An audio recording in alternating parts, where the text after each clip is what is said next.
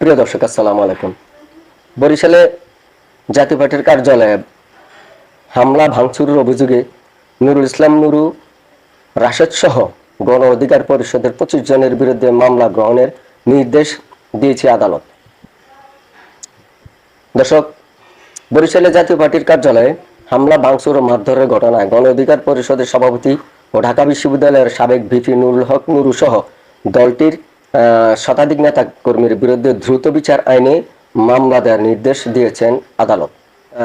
বৃহস্পতিবার 3রা জুলাই বরিশালের আদালতে এই মামলাটি এজাহারভুক্ত করতে কোতোয়ালী মডেল থানার ভারপ্রাপ্ত কর্মকর্তা ওসি মিজানুর রহমানকে নির্দেশ দেন। মামলার বিষয়টি নিশ্চিত করেছেন জাপার বরিশাল জেলা শাখার সাধারণ সম্পাদক ও মামলার আইনজীবী আব্দুল জলিল।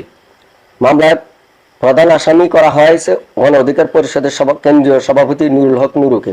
এছাড়াও সাধারণ সম্পাদক রাশেদ খান, বরিশাল জেলা সভাপতি HM শামীম রেজা, সাধারণ সম্পাদক HM হাসান এবং মহানগর সাধারণ সম্পাদক ফরহাদ হোসেন সহ দলটির 25 জনের নাম উল্লেখ করা হয়েছে। অজ্ঞাতনামা আরো 70 থেকে 80 জনের কেও আসামি করা হয়েছে।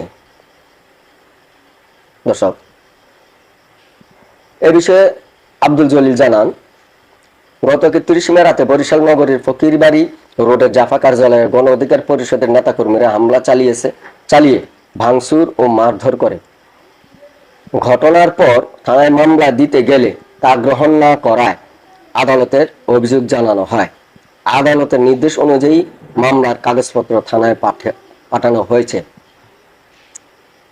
কোতোয়ালী থানার ভারপ্রাপ্ত কর্মকর্তা ওসি মিজানুর রহমান বলেন, আদালতের কোনো কাগজপত্র এখনো হাতে পাইনি, তবে ডিউটি অফিসার যদি গ্রহণ করে থাকেন যথাসময়ে তা আমরা বুঝে নেব।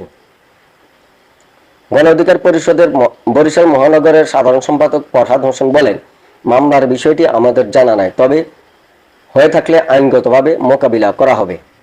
প্রসঙ্গত, গত 31 মে বিকেলে বরিশাল নগরীতে জাপার একটি মিছিল গণ অধিকার পরিষদের কর্মীদের হামলার অভিযোগ ওঠে।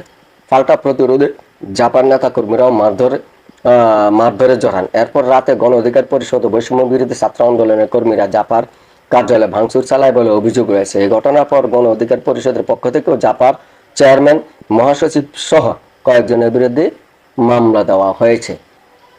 প্রিয় দর্শক, এ পর্যন্তই। সকলে ভালো থাকেন, সুস্থ থাকেন। আল্লাহ হাফেজ।